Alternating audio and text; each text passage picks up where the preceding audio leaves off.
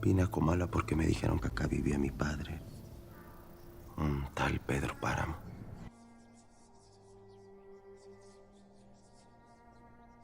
Con esta frase empieza una de las novelas más inquietantes y revolucionarias de la literatura mexicana y latinoamericana, Pedro Páramo, de Juan Rulfo.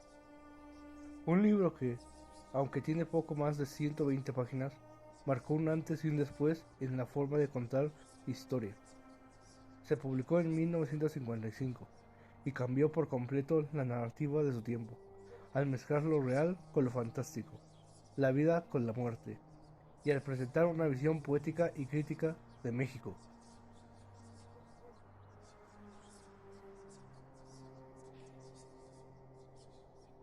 Juan Rulfo, su autor, nació en 1917, en Jalisco, en un contexto marcado por la Revolución Mexicana y la Guerra Cristera. Esos conflictos dejaron una huella muy profunda en su vida y en su obra, pues gran parte de su familia murió en esa época. De niño quedó huérfano y fue criado en un orfanato. Esa experiencia de soledad, silencio y muerte impregna toda su escritura. Rulfo no escribió muchos libros, solo El Llano en Llamas, una colección de cuentos, y Pedro Páramo, su única novela. Pero con estas dos obras se ganó un lugar central en la literatura universal y es considerado un genio universal. Escritores como Gabriel García Márquez reconocieron que sin Rulfo no hubieran escrito sus grandes novelas. Comalá no es un pueblo cualquiera, es un lugar desolado, poblado por murmullos, voces y recuerdos. Muy pronto el lector descubre que está entrando en un mundo donde los vivos y los muertos conviven sin que sea fácil distinguirlos. La novela es fragmentada, llena de saltos en el tiempo, como un rompecabezas que poco a poco revela la figura de Pedro Páramo, un cacique despiadado, símbolo del poder que oprime y destruye. Lo interesante es que más que una narración lineal, Pedro Páramo es una experiencia, un recorrido sensorial por un México fantasmagórico.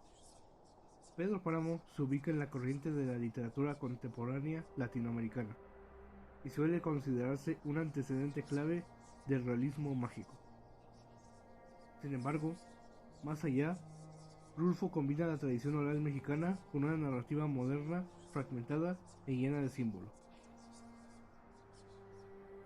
La novela comienza con Juan Preciado, quien promete a su madre moribunda que irá a Comalá a buscar a su padre, Pedro Páramo. Al llegar, el pueblo parece un lugar extraño, silencioso y desolado. Poco a poco, Juan descubre que los habitantes con los que habla ya están muertos. Son ecos, recuerdos, voces atrapadas. Así, la novela nos lleva por un viaje entre el pasado y el presente, entre la vida y la muerte, hasta mostrarnos cómo Pedro Páramo construyó y destruyó Comalá con su poder.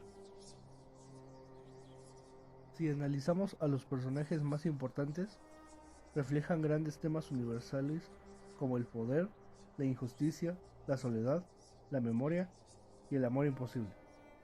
Estos son: Pedro Páramo es el cacique del pueblo de Comalá. Representa el abuso de poder, el egoísmo y la corrupción. Su vida está marcada por una obsesión, el amor imposible hacia Susana San Juan. Ella, madre de Juan Preciado, es el personaje más enigmático. Vive atrapada en la locura, en los recuerdos de su infancia. Para Pedro, es el centro de su obsesión. Para el lector, simboliza el dolor y la memoria que nunca se pudo soltar. Juan Preciado llega al pueblo en busca de su padre, pero en vez de encontrarlo, se va encontrando con voces, recuerdos y fantasmas que lo arrastran hacia su propio destino. Es el protagonista que, a diferencia de otras historias, no tiene un final feliz. Es más, todo este viaje es una desgracia para él.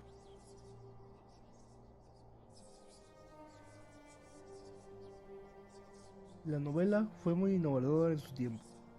porque rompió con la idea de narrar una historia lineal. Está hecha de fragmentos, voces y recuerdos, lo que la vuelve única. En un inicio no tuvo mucho éxito, apenas se vendieron 2000 ejemplares. Con el tiempo se convirtió en un clásico.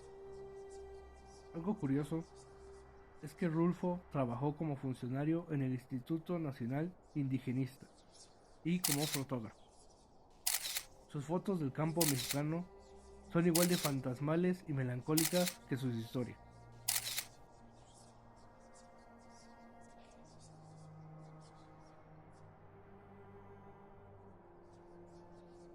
Pedro Páramo ha sido llevada al cine varias veces, en 1967 y en 1978, aunque ninguna película ha logrado transmitir completamente la fuerza poética y enigmática de la novela. Gabriel García Márquez confesó que después de leerla, escribió 100 años de soledad. Él dijo: "La noche en que terminé Pedro Páramo, supe que lo que quería hacer estaba hecho. Nunca he dormido con tanta felicidad". Jorge Luis Borges la llamó una de las mejores novelas de la literatura en lengua española.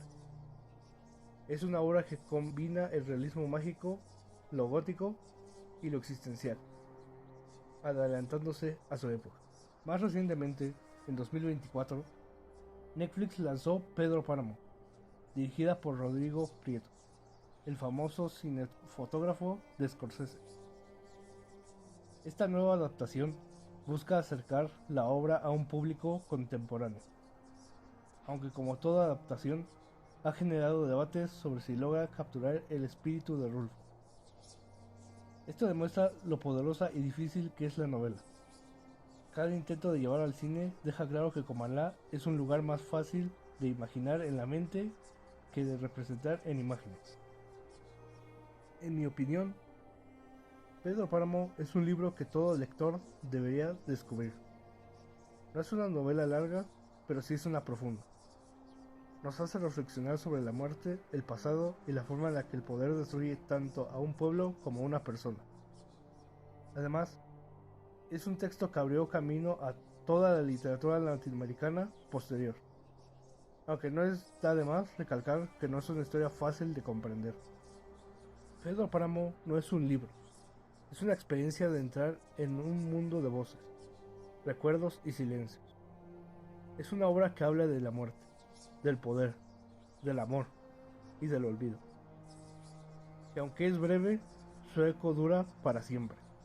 Si quieres descubrir por qué autores como Gabriel García Márquez dijeron que sin Pedro Páramo no existiría 100 años de soledad, este es un libro que tienes que leer.